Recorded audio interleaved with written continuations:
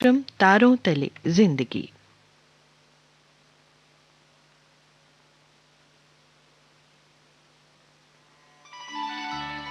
तारों तले जिंदगी इस सीरीज में हम आपके लिए लेकर आए हैं हिंदी साहित्य जगत की कुछ चर्चित कहानियों और उपन्यासों पर केंद्रित रेडियो नाट्य वाचन।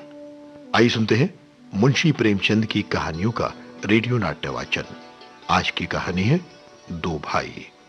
वाचन स्वर और प्रस्तुति काजल सूरी की है।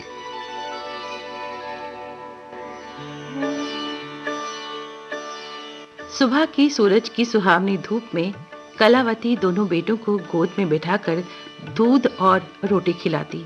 केदार बड़ा था और माधव छोटा। दोनों मुंह में कौर लिए कहीं पग उछल कूद कर फिर गोद पर आ बैठते। माँ उन्हें चुमकार कर बुलाती, बड़े बड़े कौर खिलाती। उसके हृदय में प्रेम की उमंग थी और नेत्रों में गर्व की झलक। दोनों भाई बड़े हुए, साथ साथ गले में बाहें डाले खेलते। केदार की बुद्धि चुस्त थी, माधव का शरीर। दोनों में बहुत स्नेह था। दोनों भाइयों का ब्याह हुआ। केदार की वधू चंपा अमित भाषणी और चंचला थी। माधव की वधू श्यामा सांवली सलोनी रूपराशि की धनी थी, सुशीला, बड़ी ही मीठी जबान की और शांत स्वभाव की। केदार चंपा पर मोहे और माधव श्यामा पर रीझे, लेकिन कलावती का मन किसी से न मिला। वो दोनों से प्रसन्न और दोनों से अप्रसन्न थी। श्यामा अपने लड़कों को संवारने सुधारने में लगी रहती। उसे सर उठाने की फुर्सत नहीं मिलती। बेचारे चंपा, जिसकी कोई औलाद नहीं थी, चूल्हे में जलना और चक्की में पिसना था उसकी किस्मत में। कई बार वो श्यामा के साथ कठोर शब्दों में भी बात करती। श्यामा सुनती, चुपचाप सह लेती, लेकिन उसकी यह सहनशीलता चंपा के गुस्से को शांत करने के बदले और बढ़ाती। हाल ये हुआ कि चंपा और श्यामा समकोण बनाने वाली रेखाओं की तरह अलग अलग हो गए। एक ही घर में दो चूल्हे जलने लगे और कलावती रोने लगी। कई साल बीत गए। दोनों भाई, जो किसी समय एक ही पालथी पर बैठते, एक ही थाली में खाते, उन्हें अब एक घर में, एक गांव में रहना मुश्किल हो गया। लेकिन कुल की साख में बट्टा न लगे, इसलिए उन्हें साथ रहना पड़ा। अब उन लोगों में स्नेह मात्र भर न था, केवल भाई के नाम की लाज थी। माँ भी जीवित थी, पर दोनों बेटों की दुश्मनी देखकर आंसू बहाया करती। दोनों भाई जब लड़के थे तब एक दूसरे को रोते देख दूसरा भी रोने लगता था। तब वो नादान, बेसमझ और भोले थे। लेकिन आज एक को रोते हुए देखकर दूसरा हंसता और तालियां बजाता था। और अब यदि एक भाई को मृत्यु भी धमकाती तो दूसरे की आंखों में आंसू ना आते। उन्हें अब अपने पराये की पहचान हो गई थी। बेचारे माधव की दशा शोचनीय थी। खर्च अधिक था और आमदनी कम। हृदय चाहे रोए पर होंठ हंसते रहे। 4 पुत्र थे, 4 पुत्रियां। लड़कों का ब्याह अपने वश की बात थी, पर लड़कियों का विवाह कैसे टल सकता था। 2 पाई जमीन पहले लड़की के विवाह में भेंट हो गई, दूसरी जमीन कन्या के विवाह में निकल गई। साल भर बाद तीसरी लड़की का विवाह हुआ, लेकिन अब तो कुछ भी नहीं बचा था। अब चौथी कन्या। इस कन्या का अभी गौना ना हुआ था कि माधव पर 2 साल के बकाया लगान का वारंट आ पहुंचा। कन्या के गहने बंधक रखे गए। चंपा इसी समय की ताक में थी। उसने जल्दी से नए नातेदारों को सूचना दी कि तुम लोग बेसुध बैठे हो, यहाँ गहनों का सफाया हुआ जाता है। और वो सभी बेचारे के गले तक कहाँ पहुंचे। रुपए कहाँ से आवे? न जमीन, न जायदाद, न बाग, न बगीचा। रहा विश्वास, वो भी कभी का उठ चुका।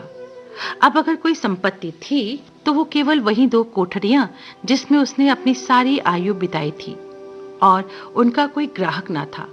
और वो विवश होकर केदार के पास आया और आंखों में आंसू भरे बोला, भैया, इस समय मैं बड़े संकट में हूँ, मेरी सहायता करो। केदार ने कहा, आजकल तो मैं भी तंग हो रहा हूँ, तुमसे सच कहता हूँ। चंपा अधिकारपूर्ण स्वर में बोली, अरे तो क्या इनके लिए भी तंग हो रहे हो? अलग भोजन करने से क्या इज्जत अलग हो जाएगी? केदार ने अपनी स्त्री की तरफ देखा और बोला, नहीं नहीं, मेरा ये मतलब नहीं था। हाथ तंग है तो क्या हुआ, कोई ना कोई प्रबंध किया ही जाएगा। चंपा ने माधव से पूछा, अब 5-20 से कुछ ऊपर ही पर गहने रखे थे ना? माधव ने कहा, ब्याज सहित कोई 125 रुपए होते हैं। चंपा ने बातचीत शुरू की। रुपया बहुत है, हमारे पास होता तो कोई बात ना थी, लेकिन हमें भी तो दूसरे से दिलाना पड़ेगा, और महाजन बिना कुछ लिखाए पढ़ाए तो रुपया देता नहीं। माधव ने सोचा, यदि मेरे पास कुछ लिखाने पढ़ाने को होता तो क्या और महाजन मर गए थे जो मैं तुम्हारे दरवाजे आता? अब बोला, लिखने पढ़ने को मेरे पास है ही क्या? जो कुछ जगह जायदाद थी या है वो यही घर है। चंपा बोली, फिक्र मत करो, वैसे 125 रुपए इन 2 कोठरियों की कोई इस जन्म में तो देगा नहीं। माधव बोला, अरे कौन सी फिक्र करूं, गहने होते तो कहता लाओ रख दूं, यहाँ तो कच्चा सूद भी नहीं, घर बेचकर भी मेरा नाम रह जाए तो यहाँ तक तो स्वीकार है, परंतु घर भी बेचूं और उस पर इज्जत भी धूल में मिले, ऐसा मैं ना करूंगा। केवल नाम का ध्यान है, और सच पूछो तो मुझे अपने नाम की कोई चिंता नहीं। मुझे कौन जानता है, संसार तो भैया पर हंसेगा ना। केदार का मुंह सूख गया। चंपा भी चकरा गई। उसे माधव से ऐसी बात की आशा ना थी। उसकी तरफ देखकर बोली, देखो कभी कभी तुम भी लड़कों की सी बातें करते हो।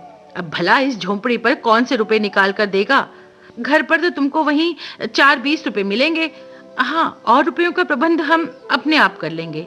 इज्जत हमारी तुम्हारी एक ही है, वो ना जाने पाएगी। वो रुपया अलग खाते में चढ़ा लिया जाएगा। माधव की इच्छाएं पूरी हुई। वो खुश होकर घर की तरफ चल पड़ा। सुबह का समय था। केदार के दरवाजे पर गांव के मुखिया और नंबरदार विराजमान थे। मुंशी दाता दयाल अभिमान से चारपाई पर बैठे कलम बनाते और बार बार खत रखते। केदार और चंपा भी वहीं बैठे थे। माधव भी वहीं था। मुखिया ने कहा, भाई ऐसा हित न भाई ऐसा शत्रु। केदार ने छोटे भाई की लाज रख दी। नंबरदार ने अनुमोदन तैयार किया। भाई हो तो ऐसा। मुख्तार ने कहा, भाई सपूतों का यही काम है। दाता दयाल ने पूछा, रेहन लिखने वाले का नाम?